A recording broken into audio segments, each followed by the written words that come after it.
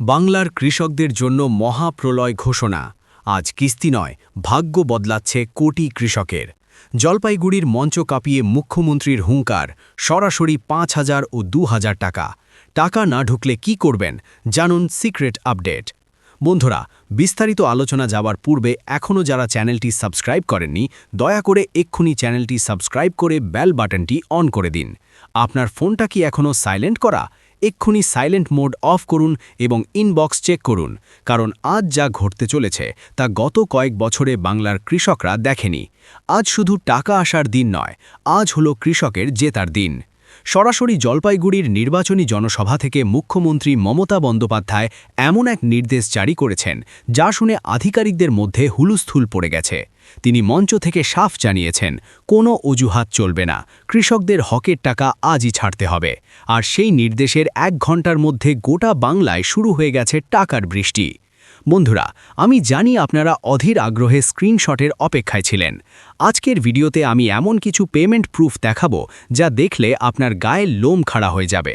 কেউ পেয়েছেন ৫,০০০, কেউ ২,০০০, আবার কারো কারো অ্যাকাউন্টে তার চেয়েও বেশি অ্যামাউন্ট ক্রেডিট হয়েছে। কিন্তু কেনই তফাৎ? আর যাদের অ্যাকাউন্টে এখনও জিরো ব্যালেন্স দেখাচ্ছে, তাদের জন্য কি আজ রাতটা শেষ সুযোগ? সবটা নিয়ে আসছি এই মহা ধামাকা ভিডিওতে। ১ সেকেন্ডও কাটবেন না, কারণ ভিডিওর মাঝখানে আমি একটি সিক্রেট ট্রিক বলবো যা দিয়ে আপনি নিজেই চেক করতে পারবেন আপনার টাকা কোন গেটওয়েতে আটকে আছে।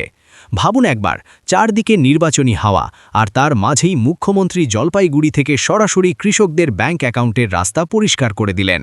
তিনি আজ স্পষ্ট ভাষায় ঘোষণা করেছেন যে ২০২৬-এর খরিফ মরশুমের জন্য রাজ্য সরকার আর এক মুহূর্ত দেরি করতে রাজি নয়। মুখ্যমন্ত্রী বলেন, কৃষক বন্ধু প্রকল্প আমাদের গর্ব, আর সেই প্রকল্পের টাকা কৃষকের কাছে পৌঁছানো আমার প্রথম কাজ। প্রশাসনের অন্দনের খবর অনুযায়ী আজ বিকেলের পর থেকে নবান্ন থেকে সরাসরি ট্রেজারিকে সবুজ সংকেত দেওয়া হয়েছে। আপনারা শুনলে অবাক হবেন, শুধুমাত্র উত্তরবঙ্গ নয় বন্ধুরা, দক্ষিণবঙ্গের জেলাগুলোতেও পেমেন্ট ফাইল প্রসেসিং শুরু হয়ে গেছে। আধিকারিকরা এখন ওভারটাইম কাজ করছেন যাতে আজকের মধ্যেই সিংহভাগ কৃষকের কাছে SMS পৌঁছে যায়। এটি কোনো সাধারণ খবর নয় বন্ধুরা, এটি একটি প্রশাসনিক বিপ্লব। এখন অনেকের মনেই প্রশ্ন জাগছে, দাদা, আমার প্রতিবেশী ৫,০০০ পেল, আমি কেন ২,০০০ পেলাম? এই রহস্যের সমাধান কিন্তু আজকের ভিডিওতে আমি একদম জ্বরের মতো পরিষ্কার করে দেব। মনোযোগ দিয়ে শুনুন, কারণ এই তথ্যটি আপনাকে কেউ দেবে না। মাস্টার স্ট্রোক ১, যাদের জমির পরিমাণ ১ একরের বেশি, তারা সরকারের গোল্ডেন লিস্টে আছেন, তাদের অ্যাকাউন্টে সরাসরি ৫,০০০ টাকা ঢুকছে। মাস্টার স্ট্রোক ২, যাদের জমির পরিমাণ ন্যূনতম, তাদের জন্য নির্ধারিত হয়েছে ২,০০০ টাকা। টুইস্ট, কিন্তু আসল চমক হলো তাদের জন্য যাদের জমি ১ একরের আশেপাশে কিন্তু সামান্য কম। সরকার এবার ক্যালকুলেশনে কিছু পরিবর্তন এনেছে। জমির অনুপাত অনুযায়ী অনেকের অ্যাকাউন্টে ২৬০০, ২৮০০ বা ৩,০০০ টাকাও আসতে পারে। আপনার অ্যাকাউন্টে কত এসেছে?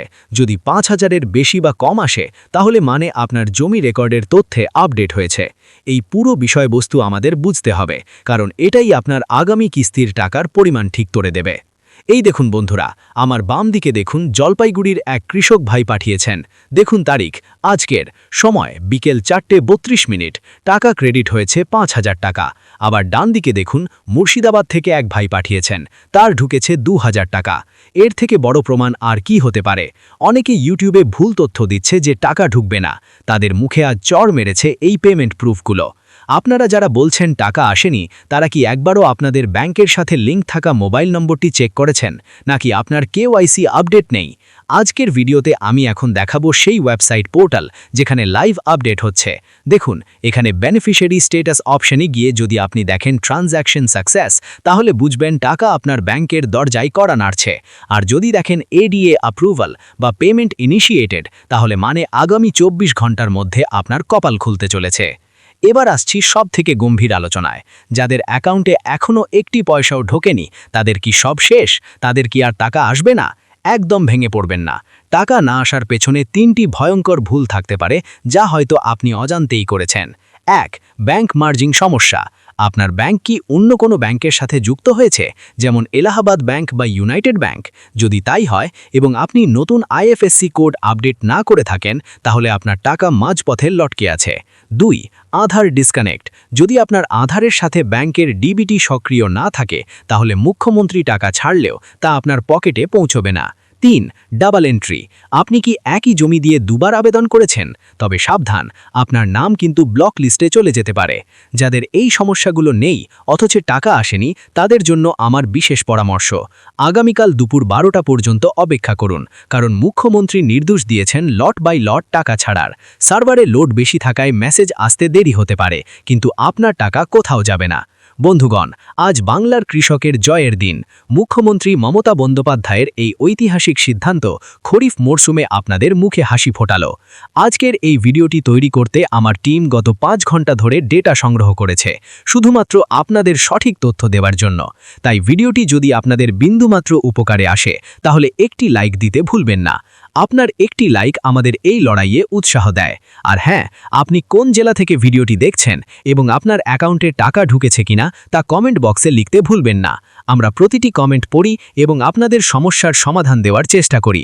চ্যানেলটি এক্ষুনি সাবস্ক্রাইব করে রাখুন, কারণ আগামীকাল সকালে আমি আসছি আরও একটি বড় আপডেট নিয়ে, যেখানে দেখাবো কিভাবে সরাসরি অভিযোগ জানালে আপনার টাকা দ্রুত ঢুকবে।